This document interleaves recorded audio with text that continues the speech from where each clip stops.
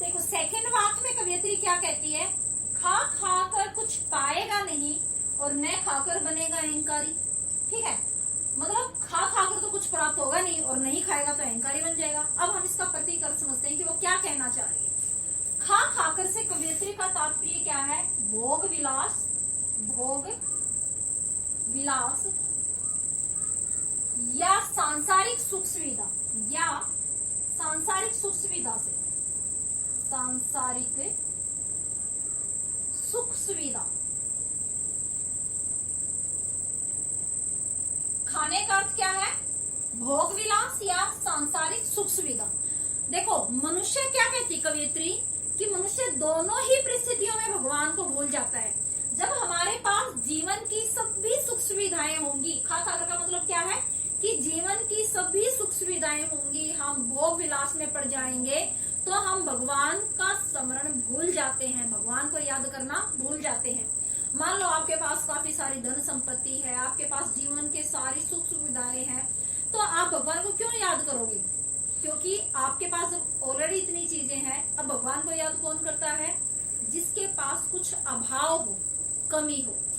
दूसरी लाइन में क्या कहते हैं, न खाकर बनेगा अहंकारी, कहती है कि नहीं खाएगा तो अहंकारी बन जाएगा।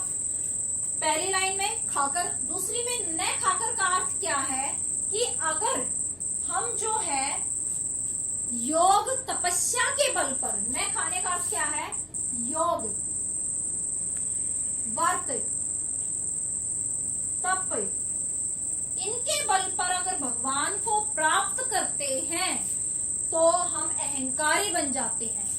ये जो है हठ साधना कहलाती है। क्या कहलाती है, हठ साधना। ना खाकर भगवान को याद करना। मान लो आप महीनों तप करते हो, ठीक है, और आप भगवान से अपना मनचाहा व्रत जो है पा लेते हो, अपनी मनचाही मन्नत पा लेते हो, तो आपको क्या लगने लग जाता है कि मैं जो है भगवान को अपने सामने झुका सकता हूँ। तो दोनों ही स्थितियों में मनुष्य के अंदर घमंड आ जाता है। देखो रावण है, रावण ने योग और तपस्या के बल पर भगवान से वर प्राप्त किया और रावण में अहंकार आ गया कि जब मैं भगवान को झुका सकता हूँ अपने सामने अपनी योग और तपस्या के बल में, तो ये संसार तो कुछ भी नहीं है। ठीक है, आपके सामने बहुत सारे एग्जाम्पल है, हिरण्यकश्यप है, रावण है, कंस है। ये जो है कमजोर नहीं थे, रावण जैसा महाज्ञानी आज तक नहीं हुआ, लेकिन उस महाज्ञानी के अंदर क्या है, अहंकार आ गया।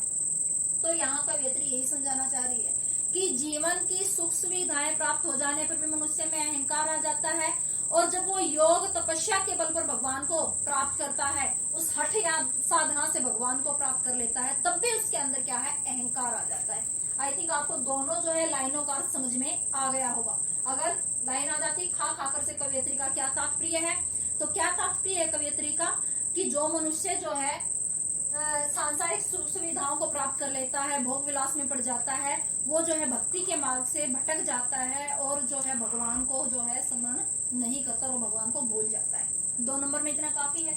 न खाकर बनेगा अहंकारी से कवियत्री का क्या तात्पर्य है, न खाने से कवियत्री का तात्पर्य क्या है कि जो मनुष्य योग व्रत तप हठ साधना के बल पर भगवान को प्राप्त करता है तो उसके अंदर घमंड आ जाता है, अहंकार आ जाता है, अहंकारी घमंडी बन जाता है और उसे लगता है कि जब वो भगवान को अपने सामने झुका सकता है तो ये संसार तो जो है कुछ भी नहीं है।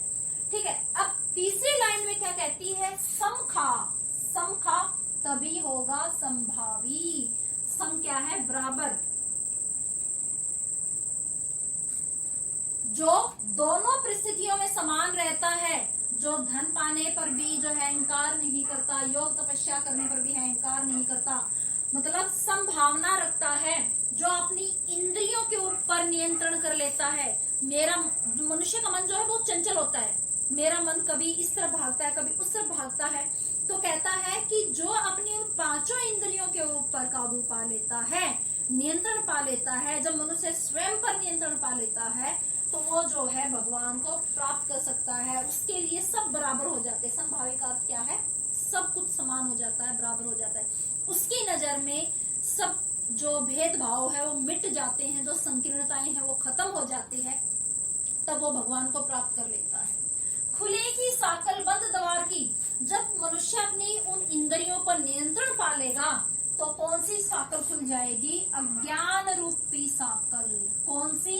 जो मनुष्य के अंदर अज्ञान भरा हुआ है वो अज्ञान रूपी साकल खुल जाएगी बंद द्वार की। बंद द्वार की हमारा जो हृदय का अज्ञान द्वार जो है बंद है वो खुल जाएगा और हमें मुक्ति की प्राप्ति हो जाएगी। और वो कब होगी?